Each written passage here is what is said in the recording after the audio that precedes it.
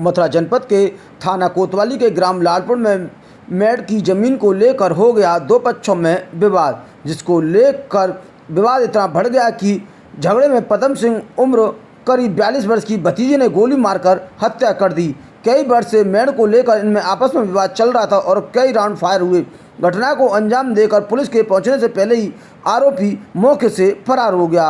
गांव में फैल गई सनसनी, जिसमें पुलिस द्वारा सूचना मिलते तत्काल घटनास्थल पर पुलिस ने पहुंचकर सबको पोस्टमार्टम के लिए भेज दिया और गंभीर रूप से घायल हुए लोगों को प्राथमिक स्वास्थ्य केंद्र छाता भिजवाया, जहां पर डॉक्टर ने घायल एवं महिला पुरुषों को प्राथमिक उपचार देकर हालत गंभीर देखते हुए जिला अस्पताल के लिए रेफर कर दिया, जिसमें चिकित्सक अधीक्षक ने छाता ने जानकारी देते हुए बताया करीब 11 बजे पुलिस वाले गंभीर रूप से घायल हुए 3 लोगों को लेकर आए थे। तीनों लोगों को प्राथमिक उपचार देने के बाद हालत को देखते हुए जिला अस्पताल रेफर कर दिया है। राजकुमार रहने वाले लाड़पुर से। ये जो आज हॉस्पिटल में इतनी भीड़ हो रही है, क्या कारण है? हॉस्पिटल जो भीड़ लग रही है, आपसी विवाद इतना भारी था कि वहाँ पे गोली फायर हो गई एक दूसरे पक्ष से। तो उसने गोली फायर में एक की तो तुरंत तत्काल मौत हो गई है, 3 गंभीर रूप से घायल हैं, एक लेडीज़ है चौथी। ये 4 लोग हैं ज़्यादा गंभीर हालत है। और यहाँ पे आप हॉस्पिटल में मौजूद हैं, यहाँ पे कोई भी चिकित्सा उपलब्ध नहीं दी जा रही है जैसे पेशेंट के लिए दी जाती है। इसलिए हमको तत्काल जिला चिकित्सालय के लिए रेफ़र कराना पड़ रहा है और वहाँ पे देखते हैं कितने ट्रीटमेंट दिया जाता है कितना नहीं। अगर कोई परेशानी होती है इसके लिए जिला चिकित्सालय और चिकित्सा विभाग इसके जिम्मेदार हो गया आगे। ये जो घटना हुई है कितने बजे घटना है? एक घटना करीबन 9 साढ़े 9 के बाद में हुई है।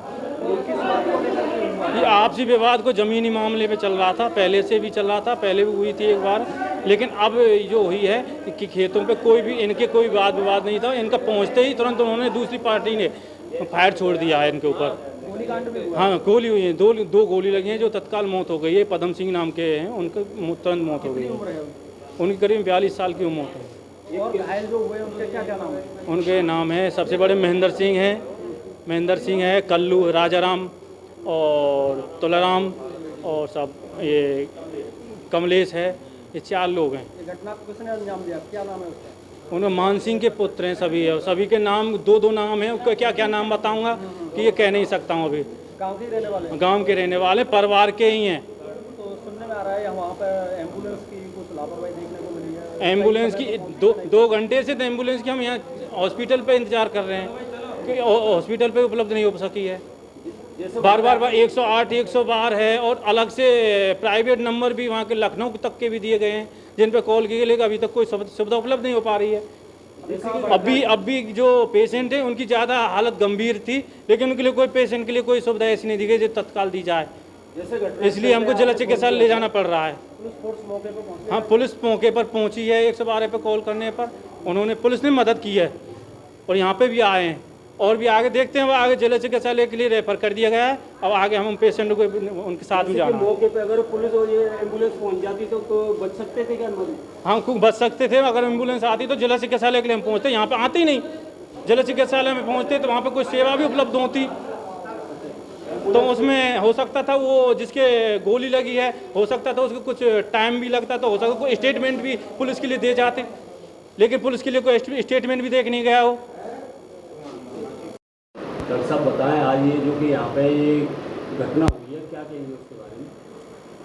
देखो, यहाँ पर सुबह 11 बजे पुलिस वाले 3 लोगों को लेके आए थे।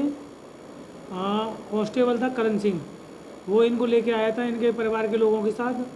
कोई पुलिस की मुजरिम चिट्ठी नहीं थी, कुछ नहीं थी।